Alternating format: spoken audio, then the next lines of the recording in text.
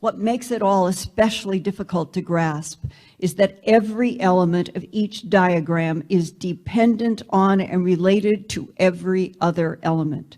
The ability for a single small symbol to contain, not just represent, tremendous amounts of data is another aspect of this extraterrestrial self-activating software concept. Dr. Gerald Hawkins and I also talked about a 1992 experience that I had in Wiltshire County, England, in a crop formation where a man that I met told me he had firsthand information that the American Central Intelligence Agency was trying to photograph from satellites every crop formation in chronological sequence so computers could look for mathematical patterns that might be decoded. And then the man startled me, explaining that the CIA's theory was that we are dealing with time travelers, and the crop formations were providing something like a complex monitoring technology to gauge the effectiveness of the time travelers' efforts. But why? He had no answer. As I discussed earlier, U.S. Air Force Staff Sergeant Jim Peniston encountered this black glassy craft that had symbols on its surface in Rendlesham Forest on December 26, 1980 at the RAF Bentwaters Woodbridge Air Force Base in Suffolk County, England.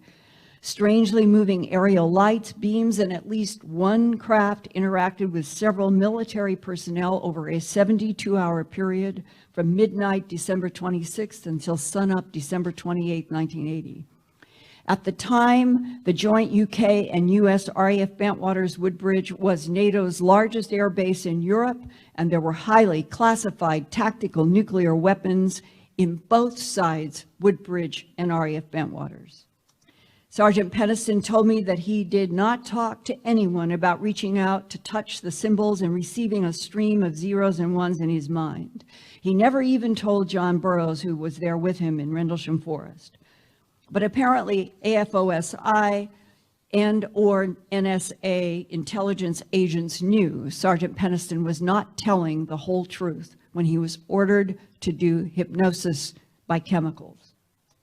Wanting to know what happened to him with the UK and US intelligence hypnosis was the main reason that 14 years after the incident, Jim Peniston contacted doctor and hypnotherapist Sharon Grossman to see if he could find out more. Jim worried that the military's drug-induced hypnosis might have been done to deliberately erase or manipulate part of his memory. In these next few excerpts from his September 10th, 1994 hypnosis session with Dr. Grossman, Jim tells the American and British intelligence agents about touching the raised symbols on the craft and getting binary transmission and other information into his mind. And the mission is contact. Do they say contact with what? Us, purpose, research. For, to help them. To help them with what?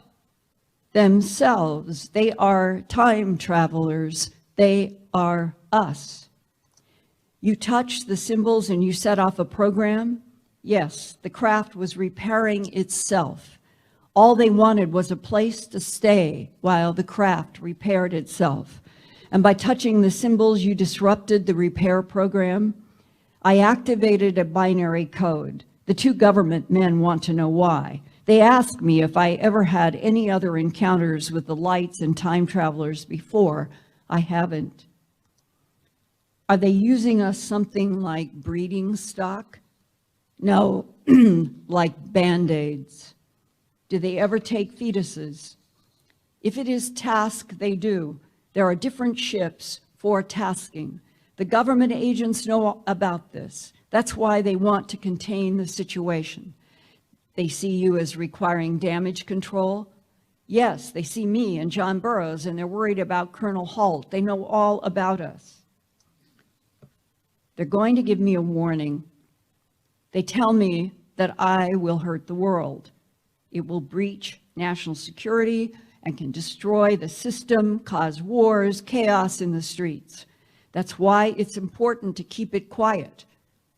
But it doesn't make any difference if I talk about the story because it's just too unbelievable, close quote. taking chromosomes to use as band-aids in a far distant future where something is terribly wrong and another civilization is fighting to survive? Are they coming back here because we are them, as Jim Penniston says? Are they coming back to the 20th and the 21st centuries because this was the last time on Earth that healthier DNA was worth harvesting? Is all the genetic material that has been harvested from Earth animals and humans for at least a century providing the Band-Aids? Would humanity today change its self-destructive ways if it knew for a fact that our current DNA was being harvested by self-activating machines in the UFO phenomena to be used to keep a distant version of humanity alive in a future timeline, or another dimension, or even another universe where DNA no longer replicates, or another solar system in this or another galaxy? I think it is likely that intelligent beings from somewhere else in the cosmos have lived on Earth, where long ago they constructed pillars and pyramids, stone circles and ziggurats as machinery. These were machinery, self-activating machinery for energy and communication.